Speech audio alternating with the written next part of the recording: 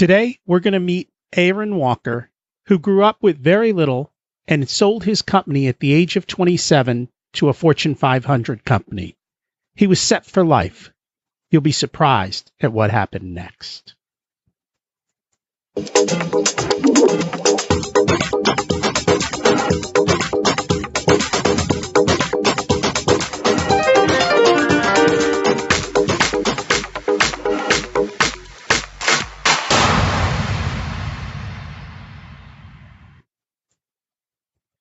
Welcome to Richer Soul, your journey to a more purposeful, intentional, amazing life. Where are you going to go and how are you going to get there? Let's figure that out together. At the core is the financial well-being to be able to do what you want, when you want, how you want. It's about personal freedom and abundance. If you get a chance, stop by the website, richersoul.com. There's a box on the right where you can sign up for my email list. I don't send very many emails, but if something important comes up or there's some bonus material, that's the best way to find out about it. I plan on releasing an ebook to my email subscribers for free later this year. And so if you sign up, you will get that. So, are you creating the life you deserve? Today, we're going to talk to Aaron Walker and learn exactly how he created a life of success and significance. He put the time and effort into creating a life of abundance for himself and his family. Let's meet him. Today, we're going to meet Aaron Walker, who grew up with very little and sold his company at the age of 27 to a Fortune 500 company. He was set for life. You'll be surprised at what happened next.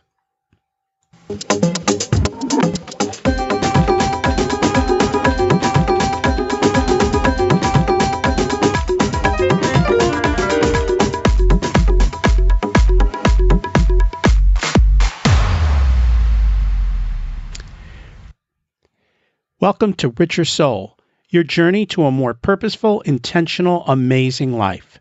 Where are you going to go and how are you going to get there? Let's figure that out together. At the core is the financial well-being to be able to do what you want, when you want, how you want. It's about personal freedom and abundance. If you get a chance, stop by the website, richersoul.com. There's a box on the right where you can sign up for my email list. I don't send very many emails, but if something important comes up or there's some bonus material, that's the best way to find out about it. I plan on releasing an ebook to my email subscribers for free later this year. And so if you sign up, you will get that. Are you creating the life you deserve? Today, we're going to talk to Aaron Walker and learn exactly how he created a life of success and significance. He put the time and effort into creating a life of abundance for himself and his family. Let's meet him. Welcome to Richer Soul, Aaron. Hey, Rocky. Thank you, buddy, for having me on, man. What a delight. Thank you. I've been excited and waiting to interview you for days, so thank you very much for being here. Looking forward to this. I always like to start at the beginning and find out about people's childhood and their relationships with money growing up. So would you be willing to share how you learned about money as a kid and what your parents and school taught you? Well, what you should have said is how to be a kid in the lack of money. That would have described me a lot better, Rocky, than how I related to money, because we didn't have any, just to be honest with you. I came from a very, very humble background. My dad was an amazing man. I mean, he had great character. He was honest to a fault. My mom was amazing, but my dad was a terrible businessman. We didn't have any money. I mean, absolutely broke. My dad was a general contractor, and my mom would put canned goods in a pantry and nail a board over it during the summer so we'd have something to eat in the winter. We lived in a 600 square foot house. It was adequate. We always had food and we always had shelter. But man, I didn't learn anything, zero, about money when I was a child. And so even though you had very little, how happy are your memories of childhood? Oh, yeah, I have great memories. And I'm like all kids. There were some things that are not too pleasant either. There were some struggles and trials that we experienced as a family, and like most kids. But I mean, overall, I didn't know we were broke, when I was a kid. It just didn't register to me because I didn't know any different. I was always fed and I was always sheltered.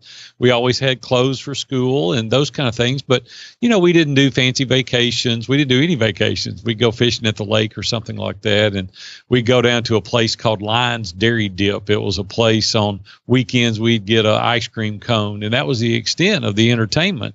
But, quite honestly, I have great fond memories being a child. We played baseball out in the yard, and I roamed all over the neighborhood when I was a kid because it was relatively safe then. And I fished and hunted with my dad all the time. We didn't do things that cost money, but they spent a lot of time with us. And so honestly, I was a happy kid.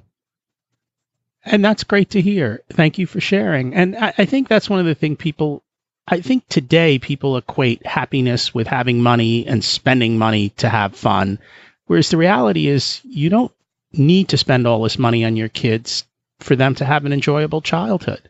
They can do it with next to nothing. Well, sure you can. The kids, they play with the box. They take the toy out when they're real young and they play with the box. The thing is that happiness is a choice, not a trait.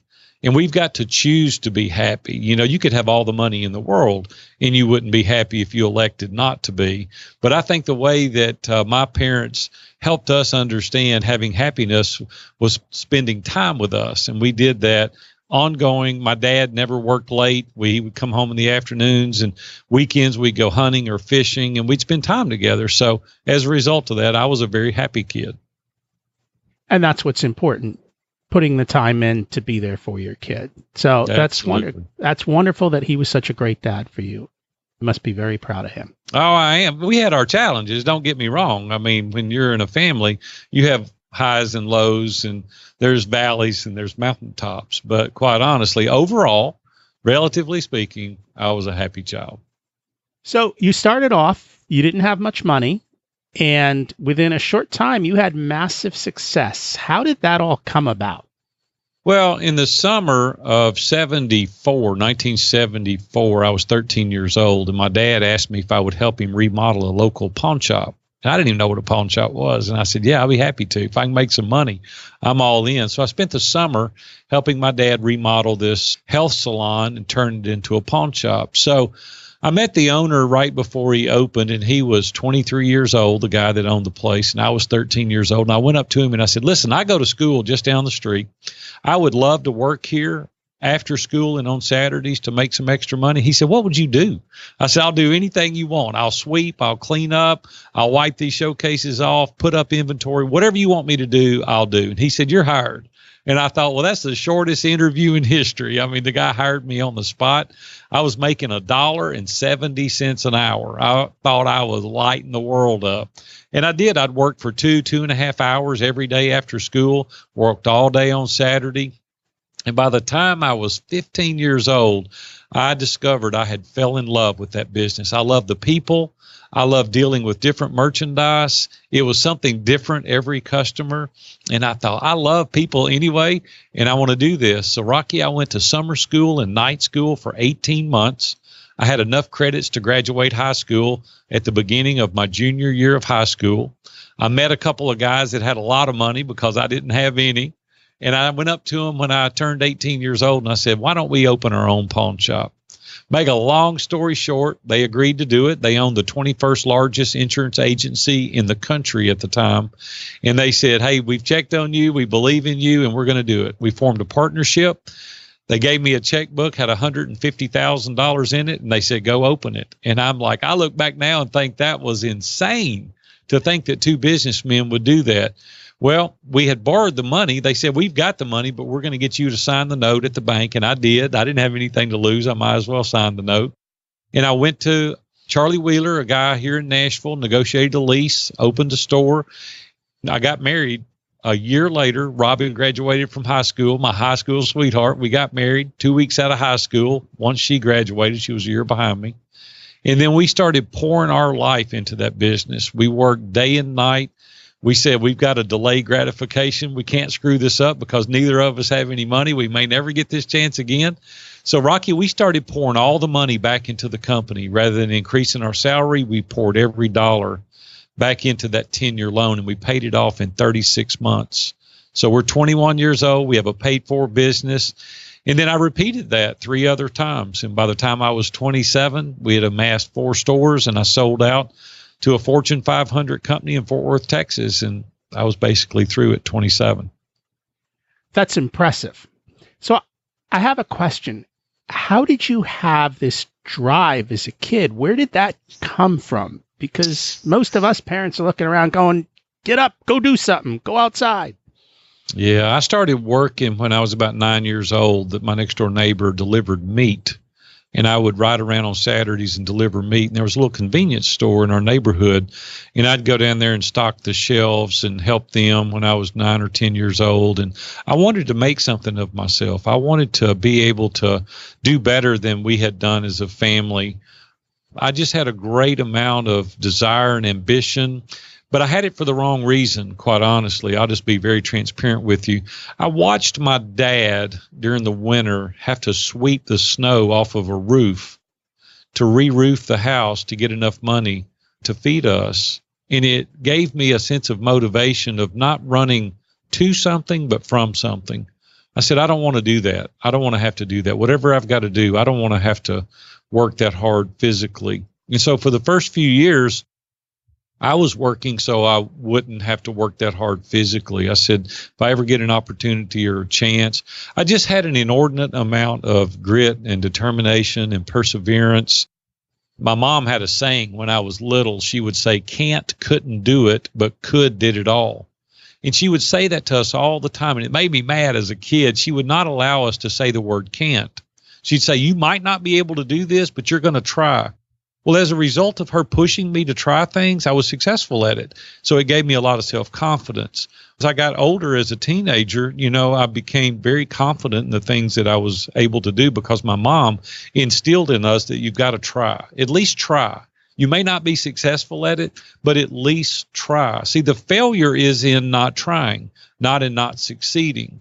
And she just instilled that into us. And so I was fearful of missing an opportunity more than I was failing. I don't even believe in failure. I believe you succeed or you learn. It's one or the other. You take what didn't work right and you modify it and tweak it and you keep going forward. I think these values, although they didn't have money, I think these values, this work ethic that they instilled in me just gave me what I needed to catapult my life to the next level. And that's something that I don't think we do for kids anymore. You can't find a job at 9 anymore. You can't even get a paper route. If you're tech savvy, I guess you can start selling stuff on the internet, but that's a different kind of work. But unfortunately, we don't have opportunities for kids today to learn grit. Well, I'm going to push back. Okay. You told me you were going to give me permission to do that. Go ahead. I think you can. I think the kids don't look for the opportunities. And I'll give you a great example. My grandchildren even work for me now. I've got a granddaughter, 14 years old, that does memes. She does blog posts. She writes and she categorizes things. She works online. My other grandkids can sweep and clean up, and they can clean. I think you can. I think the kids don't want to. I think they're too interested in Nintendo and Game Boy and all whatever those things are. I hate that stuff. I don't even like that kind of stuff. My kids, I didn't allow them to have it. My kids couldn't have a TV in their bedrooms. They didn't have any of these game toys. They didn't have all that stuff. I said, we got 11 acres of property. Get out there and figure it out. Have fun. And I made my girls work in my businesses. They would come in and vacuum and sweep and clean until they got old enough to wait on customers. And then we went into a real estate business where they would come in and fix up the property. We had a company called WICBE, WIC-BE, what it could be. We went in there and we would remodel the property. And then when we sell it, they were involved in that process and they knew what closings were and they knew you teach them. The problem is the lazy parents are not teaching their kids today and they're not forcing them to do something. Kids need a significant task today. They need something to do that affects the whole family. If it doesn't get done, the whole family suffers as a result of it. Maybe washing clothes, maybe cooking dinner, maybe carrying out the trash or cleaning the windows. We give our kids too much. We coddle our children. My kids had to buy their first car. I did buy them a car once they graduated, but their first car, they had to save their money, whatever they had. I matched it, and then they went and bought a car. One girl bought a really nice one, and one girl bought one okay. She wanted to spend her money. One of the girls came home one day, Rocky, and she had a pair of blue jeans, and she said, "Hey, Dad, how you like these?" And I said, "That's cool." She was a kid, she was still living at home working in our business. And she said they were $50. And I said, "No, they weren't. They were $100. And she said, "No, they weren't. They were $50. She said, "I just bought them. Here's the receipt." I said, "No, they were $100. Because if you'd have put that money in the bank, I would have matched it. So you paid $100 for those blue jeans." She took them back, Rocky. She said, "I understand completely." She took them back. See, we don't teach our kids that stuff. And I think it's the parents' fault that the reason the kids today don't have the aspiration, the goals, the determination, the grit is because we are not teaching them. Listen, I wished I'd have had the internet when I was a kid. I'd have made a fortune. I'd have made millions of dollars if I'd have had the internet. You can get on all these online stores and do things. You don't have to be any certain age. I don't mean to rant, but I'll be honest with you. There's more opportunities for younger children now than there were when I was 9, 10, 11 years old. The problem is the parents are so busy, they're not taking the effort and the energy to teach their children because they get home at night and they're exhausted and they don't want to take time to fool with it. We have got to pour into our children more, Rocky, more opportunity today than's ever before. Absolutely. I agree with you. And some of those things, like my kids have done their own laundry since they were like 8, 9 years old. They help with cooking. Now that my daughter has a car, she goes sometimes, does the grocery shopping, so she takes some of these tasks off of us. I made them watch, Dave Ramsey has a financial education program for high school students. And so I made both my kids go through that. And unfortunately, I told them they had to pay for their own car. Well, they heard Dave say he paid for half their kid's car. They watched the video and they said, "Now you have to do what Dave does." So I got stuck paying for half a car. That's okay. It won't hurt you. I mean, you want to help them, but they've got to contribute, right? They've got to invest. They got to have skin in the game, because if they don't have skin in the game, they're not going to take care of it. I'm just going to be honest with you. They're going to tear it up. They're going to junk it up. They're going to leave stuff. They're not going to take care of it. We got to have skin in the game. I used to do financial coaching. Dave Ramsey and I are personal friends and have been for 25 years. I was a 21-year sponsor of his show. I've been in mastermind with him, now that you mentioned him, for 10 or 12 years. We met in his office. So I was raised in that culture. He gave me advertising to try him in 1995. He was on one radio station in Nashville. I signed up and I spent 21 years advertising our business on his show. We became very, very good friends. And as a result of that, I was around. I saw, and we encouraged one another to do these things with our children. And he challenged me to do financial coaching, and I did. And he said, "But you got to charge." And I said, "I'm not charging. I'm going to do it as a ministry." And he said, "They won't show up." And I said, "Yeah, I can't do that. I feel bad about doing that." 8 out of 10 people never showed up for the appointment when I did it for free because they didn't have any skin in the game. I want to tell you people out there today, there is a perceived value in charging. It's the same way with your kids. If they don't have any skin in the game, I promise you they're going to tear it up twice as fast. They're not going to take care of it.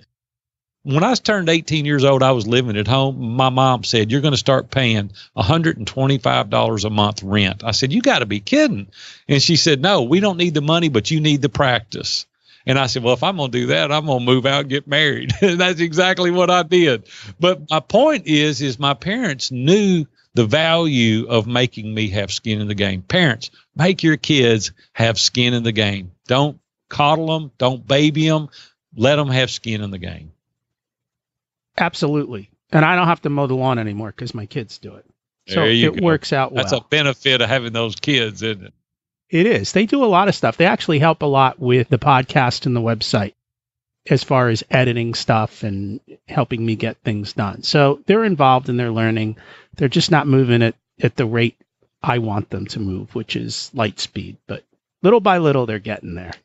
They'll be much better off as a result of what you're teaching them. But here's what you need to do, Rocky. This is not a coaching session. You need to find out what motivates them. You need to sit down and have a talk with them and say, "Hey, for your production to pick up, what has to happen? Is it, me recognizing you? Is it more money? Is it time off? What is it that makes you feel a sense of motivation? Talk to them, ask them those questions. I used to sit down and ask my girls, hey, where am I failing you as a dad? Tell me what I could do better. You'll be surprised at what they'll tell you. I think we got to talk to them because they're teenagers and they have opinions and they have thoughts and desires. And if we sit down and listen to them and ask them, you'll be surprised what they'll tell you. And I will do that. My daughter, actually, she's homeschooled now. So we usually have a weekly meeting where we kind of talk about some of these things, her goals and what she wants to do. And I've told my kids, as far as college, if you want to go to college and you're smart enough, you can figure out how to pay for it. So they do have some of those skills are there, and some of those things are being laid. So thank you for the feedback. I do appreciate it. Absolutely. Thank you. So here you are. You're about 27 years old. You've sold a business. You're set for life. And so what happened? I thought it was the American dream. I said, dadgum, this is awesome, isn't it? I go from broke as a convict. I'm 27 years old, got 2 little girls. I don't have to hit a lick at a dead snake again in my entire life.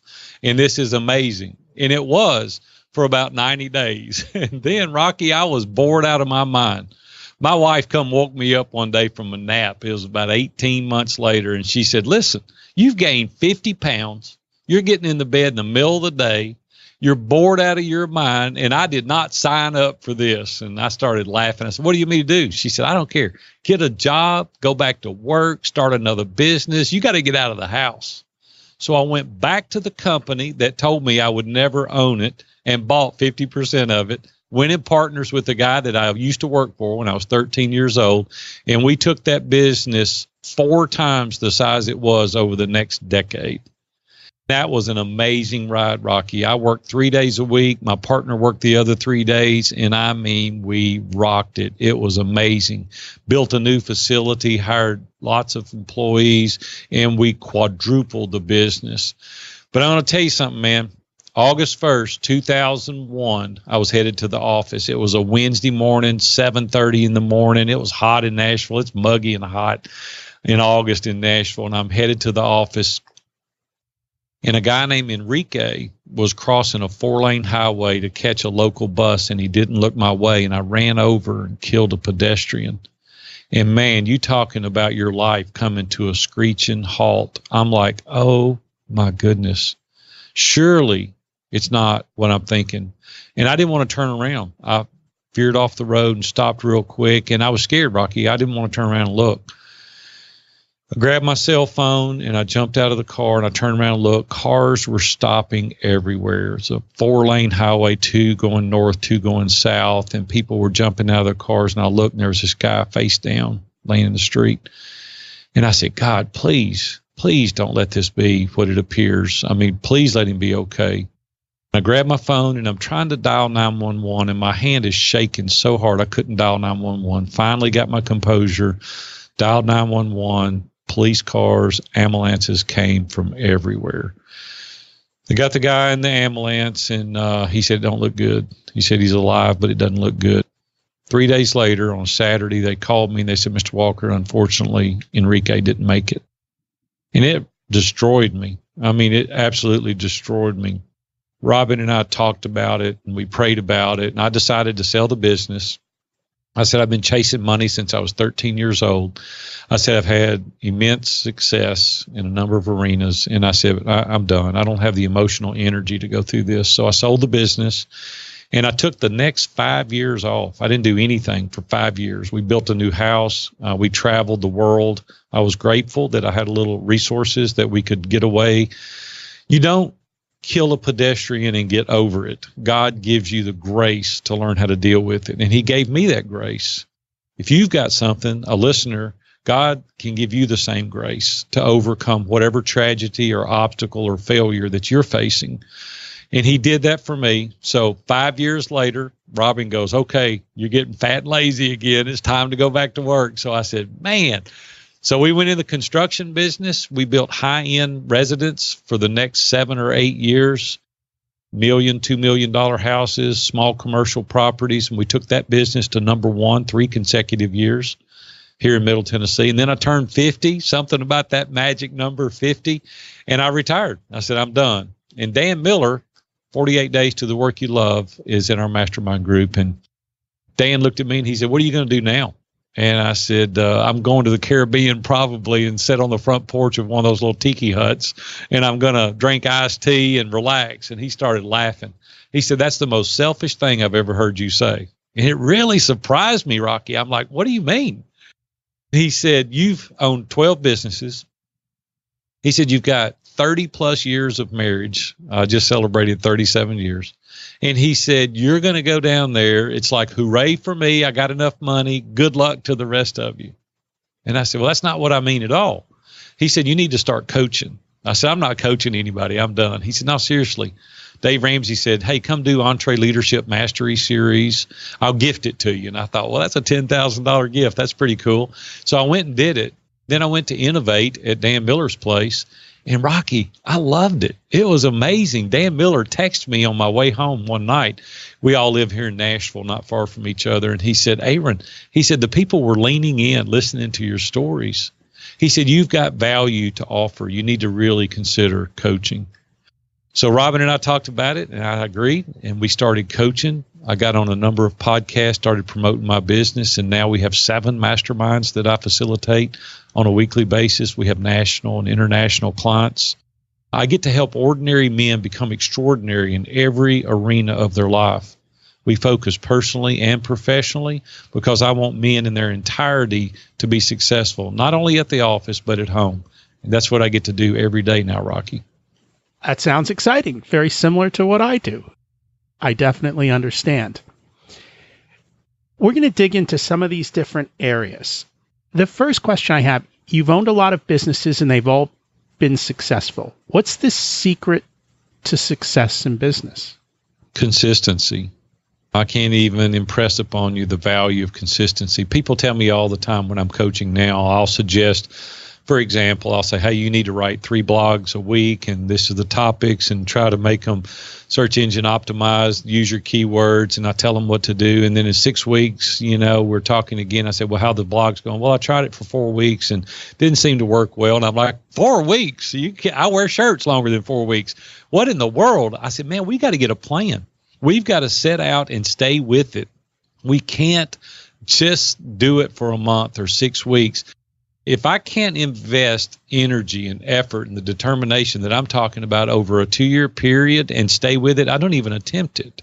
Same way with podcast interviews. I've done over 400 interviews in the past 36 months. People told me, "You're crazy. I wouldn't get on that show. I wouldn't do that." I say, "Hey, listen, you never know who's listening to that show. One right person can change the paradigm shift of your life forever." Same way with writing blogs. I do 4 Facebook Lives a week, and I've been doing that now for 18 months. It's the consistency. Do I feel like doing that every day? No, absolutely not. I go home sometimes so tired, Rocky, but you got to squeeze every drop out of the towel. When I go home at night, I've given it all I've got.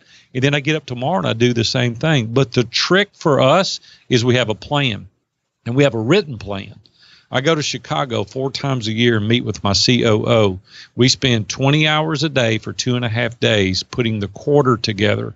I know every single month, the theme of the month, the books I'm going to read, the expert guest I'm going to interview, the blog titles that I'm going to do for the month, and I'll do 6 a month, the interviews that I'm going to do with people on Facebook Live, the topics I'm going to be talking about. I know what I'm doing every single day, and I do that day in and day out. It keeps the shiny object at bay.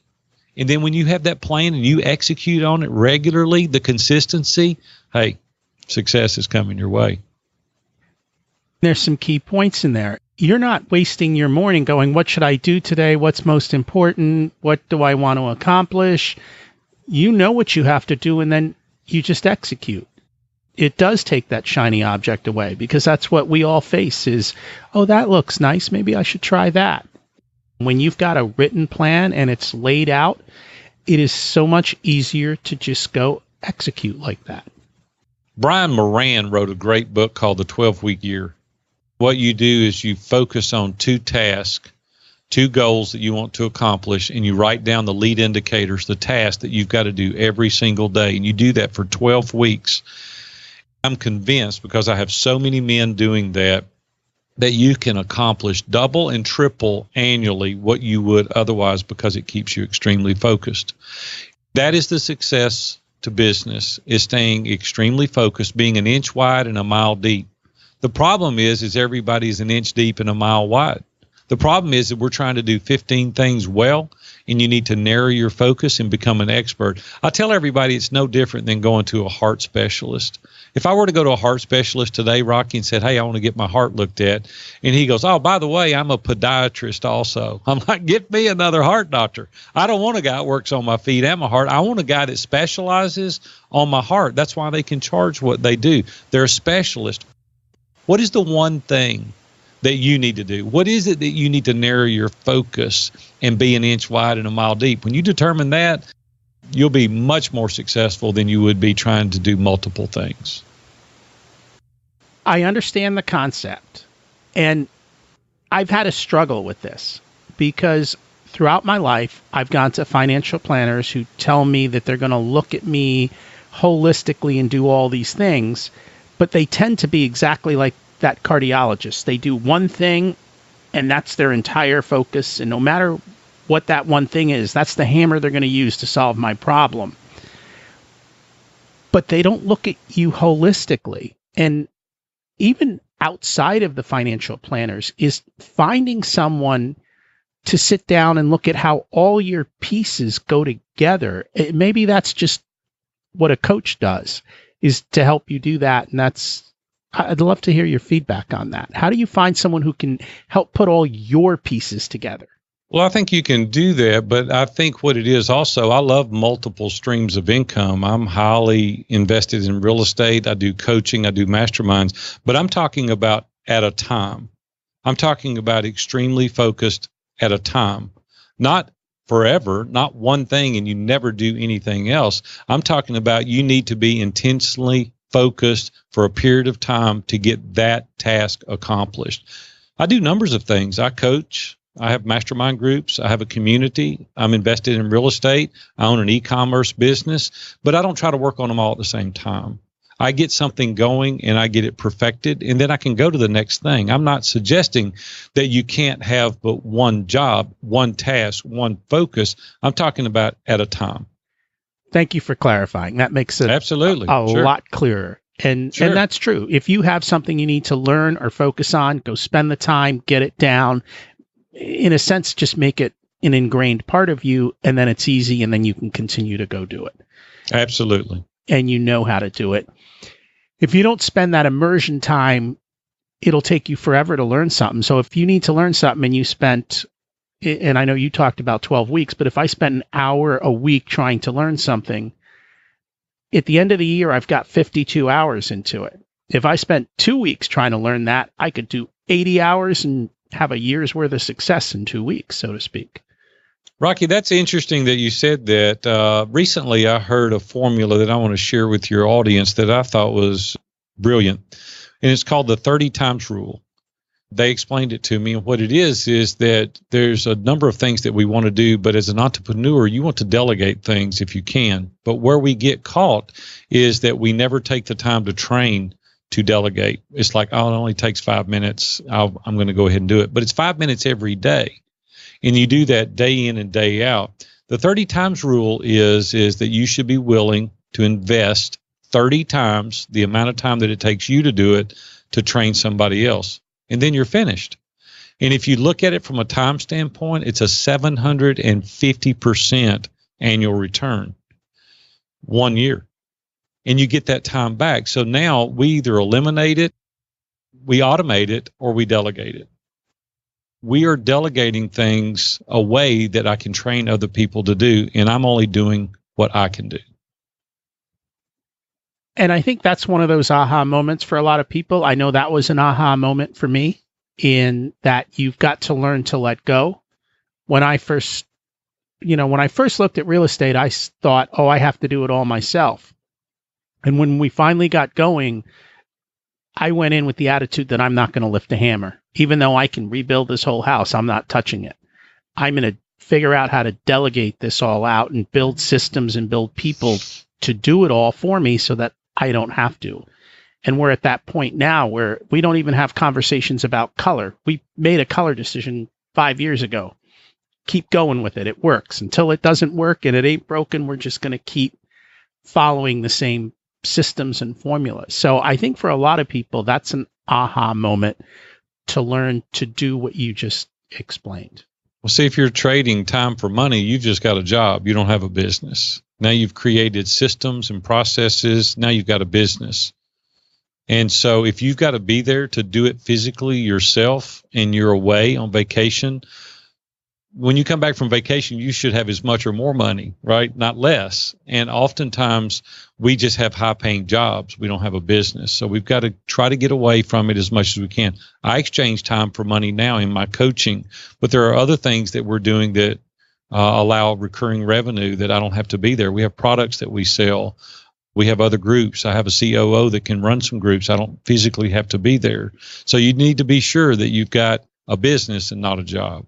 And that's what I think a lot of people end up essentially buying a job, which is they create a business, but they have to be there. And without them there, it doesn't work. That's one of the reasons I got out of construction, is because I said, I'm not building anything to sell. I'm going to walk out one day, turn the lock for the last time, and, you know, it was a good run. But this way now I'm building things up that I can sell. Just think through what you've got, whether you've got a business or a job.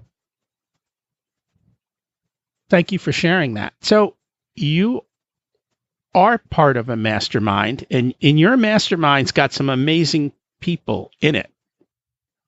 How did that come about?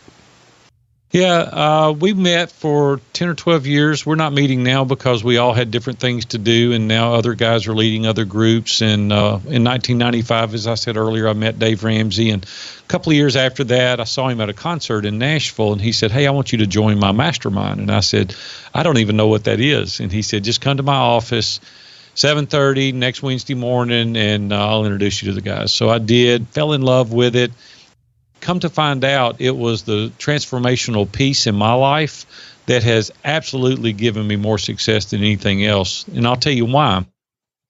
We only have one life experience. We only have one filter by which we can see things. But when you surround yourself with people that are non-biased, they don't have anything to gain or lose as a result of what they tell you. They have the same core values as you do. They're headed down the same path as you, trying to help themselves become better. They can give you advice. They can give you encouragement. They can give you resources. They can give you information. They can edify you. They can lift you up, or they can slow you down. They can stop you, and they can pre-warn you.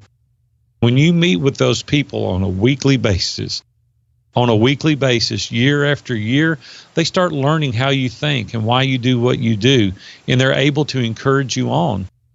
It's just absolutely life transformational experience to be in a mastermind group with the same group for over a decade. That's the reason I lead the groups now. I'm helping people all over the world get familiarized with being in a mastermind group. We do it on a video conference. It's called Iron Sharpens Iron. We help people come together and meet with the same people year after year, week after week, and it too takes their life to the next level. That's a phrase that I use. Iron sharpens iron. And when I say that, I follow up with a second part to that, is when iron sharpens iron, it throws off heat and sparks. Right. And it's not for me to go sharpening everyone else. It's for me to accept the heat and the sparks and be sharp. And I think a lot of people don't want to be sharpened. They want to be the sharpener.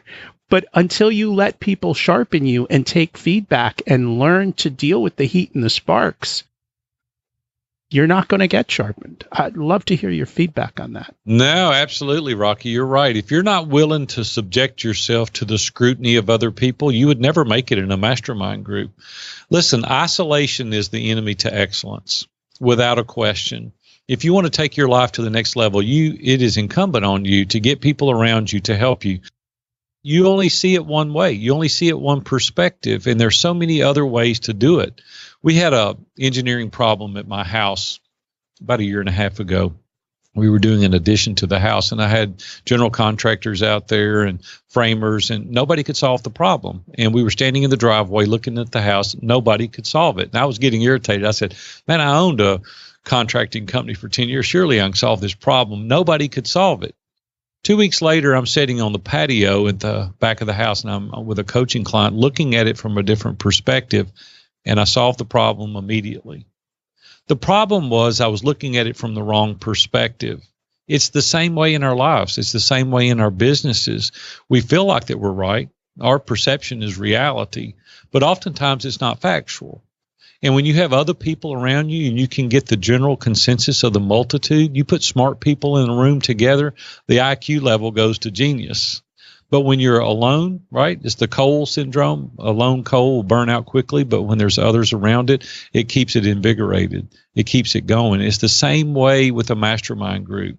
And when you get down and low, and we always do, there's upper limit challenges that we try to go through and we can't push through them. We have people to undergird us and to wrap their arms around us and say, come on, man, you can do this. Well, see, we need that encouragement. We need the accountability when we say we're going to do some things. And oftentimes when we're alone and there's nobody else that knows, we kick the can down the road and we don't do it. Procrastination is horrible. That's why we don't get anything done today. But when you tell your group, I'm going to do this by next Monday, you're not going to go in there not having it done. You won't do that long. As a result of that, you become successful. There's just benefit after benefit is surrounding yourself with a mastermind.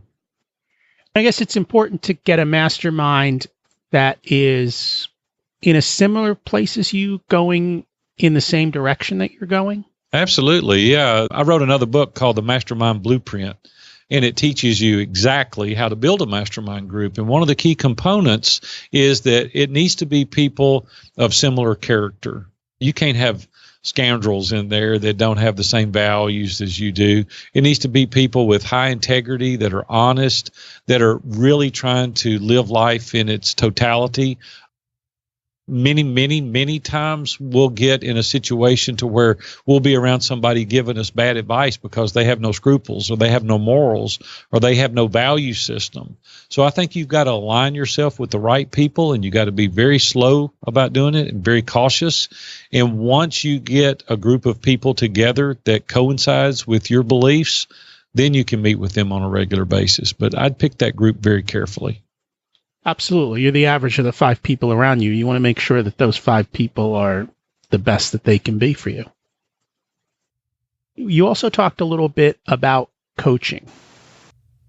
Can you share what your experiences have been? I don't know if you've had your own coach in the past or if you've just do the coaching. Mm-hmm. No, I've had multiple coaches. I have coaches now. I always hire coaches for whatever I'm doing. And the reason I do that, it can take you there a lot faster. I'd rather pay a little bit of money on the front end and it take me there much faster than to try to figure it out on my own and spend an inordinate amount of time wasting money, effort, and energy. So I hire coaches for everything. Social media. Dr. David Kruger was a coach I hired not long ago. He's a psychology coach. He helps you understand why you do what you do. He's a mindful coach. I mean, he was at Baylor University for 25 years. He's written about 7 or 8 books, 75 papers. He's in the Doctor Who's Who of America. He helps you understand why you do what you do. There's reasons that we do that. He helps me understand that. And then I hire a LinkedIn coach, Michael Ublowski, or some of those guys, or I hire e-commerce coaches to walk me through the processes and how to deal with Amazon. And I hire coaches all the time. It just helps me understand what I need to know and why not tap into their experience. And that is the reason people come to me. They say, you've owned 12 businesses over 38 years, and I don't want to make some of the mistakes that I know I'm bound to without instruction and guidance. And so I'm a huge proponent of coaches. I coach, like I said, people all over the world now, helping them take their business to the next level. Thank you for sharing that. And clearly you've done a wonderful job. It's clear that the coaches you have helped you to have tremendous success. I'm wondering, I think for a lot of people, these concepts are not talked about culturally and normally, just as conversations. Even in corporate America, people don't say, oh, I'm hiring a coach or I'm doing this. Why do you think people don't talk about getting help and accepting help?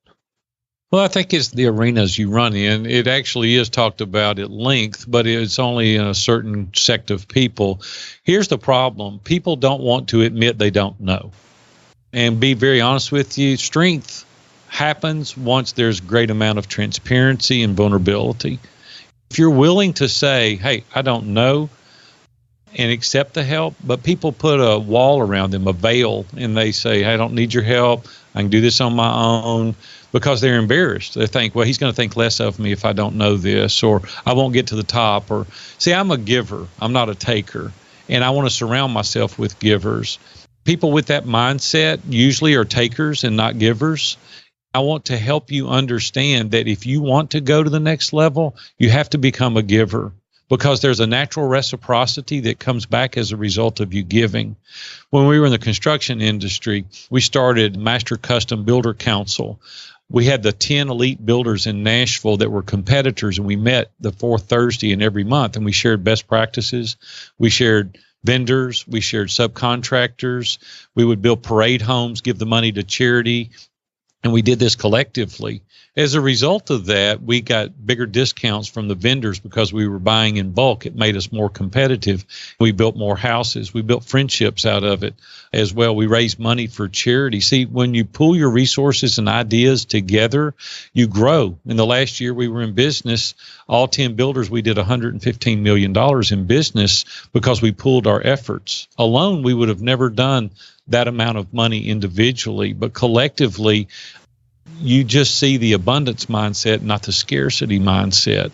Carol Dweck talks about it in her book, Mindset, where you have to have a growth mindset, not a fixed mindset. Once you set that aside and you understand the value of giving, and you understand the value of time, and you understand the value of assistance, your business absolutely escalates to the next level. But when you have that fixed mindset and you're not willing to share and you're not willing to tell others, you stay right usually about where you're at. Very true. I think one of the things that I hear coming across when I have had some of my coaching calls is fear and anxiety. Uh-huh. I think a lot of people express that. What advice do you have to deal with fear and anxiety? Because I'm sure even when you make decisions, sometimes you probably get that pit in your stomach. Well, sure. That's human, right? You cut me, I bleed. I mean, everybody does. There's a certain amount of anxiety in every decision. The reason is because we normally want to stay where it's familiar. Because even if it's bad, you know how bad. But if you move into an arena that you don't know how bad, you don't know what the consequences are going to be, it pushes you back to familiarity. We've got to be willing to push through that upper limit challenge, that glass ceiling, if you will, in order to experience greater heights. And we all have that at different levels. There's always that anxiety going to be there. It's learning how to manage it. And let me ask you another question. What are you afraid of? Like, I used to tell my girls when they were young, they'd say, Dad, I'm going to do this, but I may fail. Well, so what? What if you do? What is worse? Not attempting it and sitting wondering if it could ever been done, or trying to do it and it didn't work out like you thought? And they said, well, you got a good point there. I said, to me, failure is in not trying, not in not succeeding. And so I want to go for it. I want to live an adventurous life, and some of the things I've done have not worked out like I'd planned. But I tweaked it, I altered it. Listen, that's where you grow. The obstacle is the way. I mean, that's what Ryan Holiday says. We have got to see these obstacles. It's the way you look at it. Right? It's what I said earlier. I don't even believe in failure. Fear missing an opportunity more than you fear failure. My point in saying that is, hey, it didn't work. What if the guy that invented the light bulb said, hey, 2 times I'm out of here? No, 10,000 times they said that he tried to invent it and couldn't. You know what he said? I've figured out 9,999 ways not to make the light bulb. Right? It's the way we look at it. Half full, half empty glass kind of mindset. You've got to look at it as the opportunity. And like I said, Ryan Holiday says the obstacle is the way. Where there is no valleys, there are no mountaintops. We grow in the valleys. That's where we strengthen it. Same way lifting weights. You tear the muscle down and then you build it back and then you tear it down again. It's the repetition of that over and over and over. You guys quit getting this mindset that you're going to appear to be a certain way to your neighbors or your family or friends or colleagues. I want to tell you something. First of all, they're not sitting around the dinner table talking about your success or failures.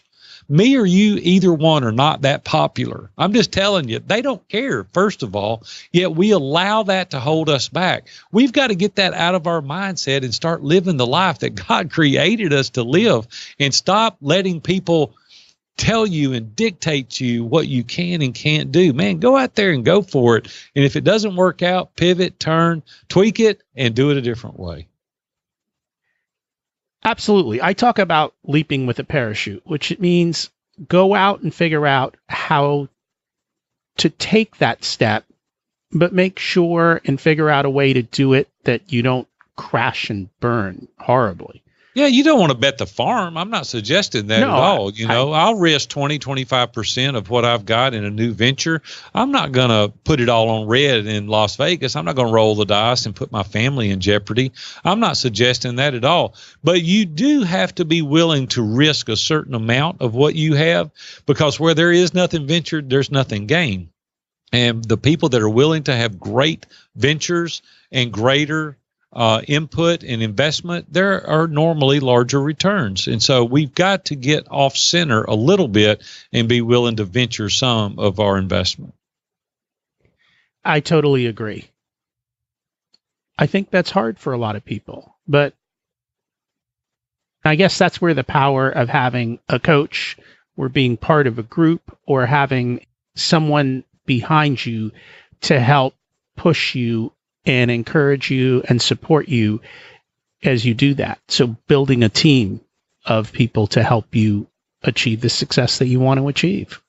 The other thing too is, Rocky, I don't want to be average. I came home with a C one time on my report card when I was a kid, and my mom pitched a fit. And I said, "What's the deal? I don't understand." I said, "A C is average." And she said, "Yeah, it's just as close to the bottom as it is the top." And she said, "I know you're above average. You can do better. And I want you to push yourself. I want you to give the extra effort." Well, see, Rocky, I want to do that in everything I do. I want to do that in business, in my personal life, being a granddad, being a dad. I want to give all I've got. When I lay down at night, I want to go, you know what? I didn't halfway do it. I gave it everything I had. If it didn't work out, it just didn't work out. It wasn't for the lack of effort, because there is so much to see in the world today. You and I were just talking about a trip you just got off of. Listen, you can't do that if you don't make some money.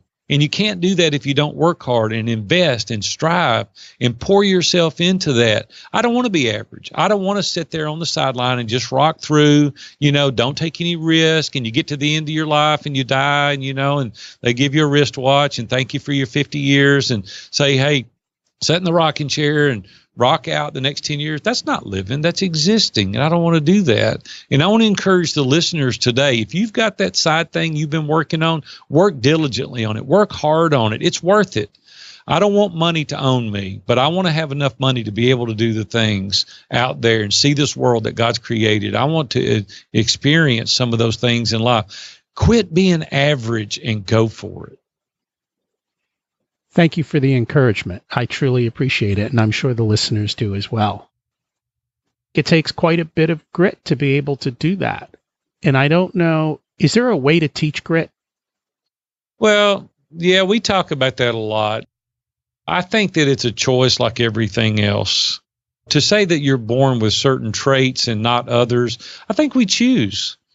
When I read the book Mindset, it really opened my eyes a lot to a lot of things. It was like, one of the illustrations, and I don't know if you've read that book, but one of the illustrations in that book is Carol Dweck's talking about is they asked people that never had any education in drawing to draw a profile of the person next to them, and they did it, and it looked like me and you did it. Probably looked like stick people, but then they invested 5 days of intense training with a person that was experienced, and they came back and they said, "Do it again."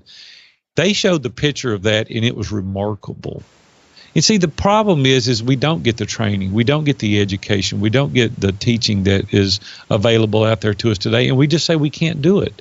What we need to be able to say is, yes, I can do that. Please give me the education. Please give me the time. Give me the experience, and I will be able to do that. But we have this fixed mindset. It's just not going to serve you well. And so I want to encourage the people, first of all, read that book. It's an amazing book, and it will help you see the benefits of having this growth mindset. To answer your question, can you? Yes, I think you can learn those traits if you're desirous of it. If you're not and you have the fixed mindset, no. But if you have a growth mindset, I think that perseverance, grit, determination, I think all those traits you can teach people, and you can learn those if you want to. I just read that book while I was on vacation. You are correct. It's an excellent book. I recommend it to everyone. And it's also great because she also talks about how to talk to your kids so that you don't put them in a fixed mindset unintentionally. Right. It is a wonderful book. I'll tell you another good book that'll help you also is Eric Weinemeyer. Eric has summited all of the highest peaks on 7 continents. He's 40 years old, and he's blind. He wrote a book called No Barriers. He just finished 277-mile kayak ride in the Colorado River in the Grand Canyon alone. Number 10 class rapids. And this guy's blind. He climbs the highest, Mount Everest. I mean, you name it, he's climbed them. And he's blind. Now, is that grit? I mean, the guy can't see. I couldn't do it probably, and I can see. But this guy trained relentlessly. He took a quadriplegic up to one of these summits. A quadriplegic, okay? He had another guy that could see, but he couldn't walk. So he put him on his back because he could walk, but he couldn't see. And they scaled a 12,000-foot cliff. Is that, I mean, you're not born with that. He learned that. It was grit because he had to, because he became blind when he was 9 years old. So he developed that perseverance and that grit. To answer your question, absolutely. And that is true grit. That's pretty impressive. I talk about the one thing, which is there's a little 3-letter word that fixes everything when you have those doubts. And so you say to yourself, I can't run a business. And then you add the 3-letter word, which is yet. I can't run a business yet, which creates now the possibility that you could learn it and you could do something.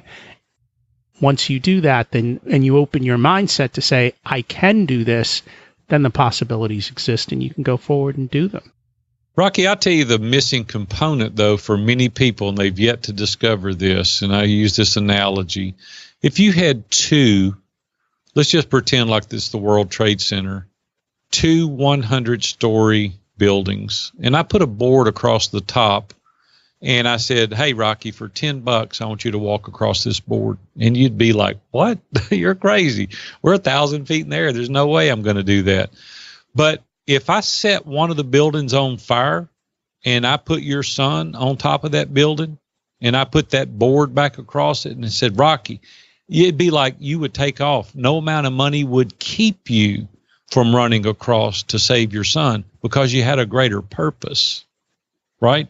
And that's what keeps us going. What is your purpose? See, my purpose is to help ordinary men become extraordinary.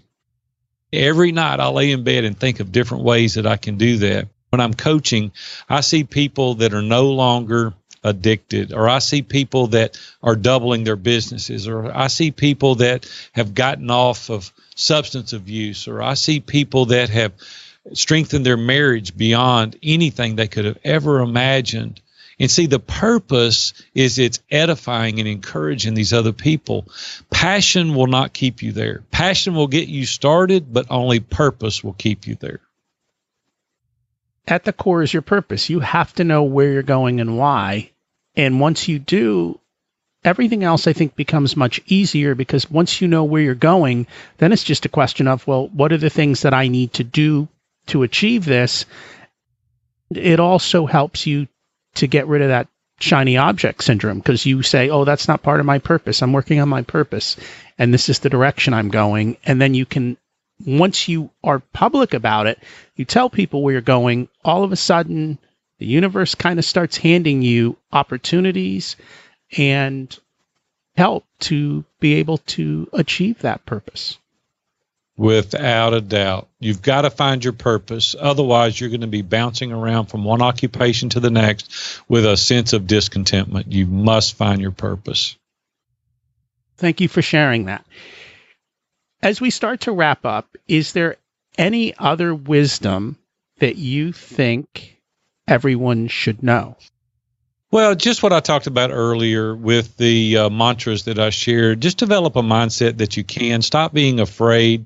Be willing to venture 20, 25% of what you have into something that is maybe a little riskier than you're most comfortable with. Educate yourself. I've read hundreds and hundreds and hundreds of books. Stop pouring bad stuff into your mind. I stopped watching the news 15 years ago. A friend of mine challenged me to do that, and I did, and it's paid huge dividends. Listen to great podcasts like Richer Soul and others. There's great podcasts that can give you information. Watch great TED Talks. Fill your mind.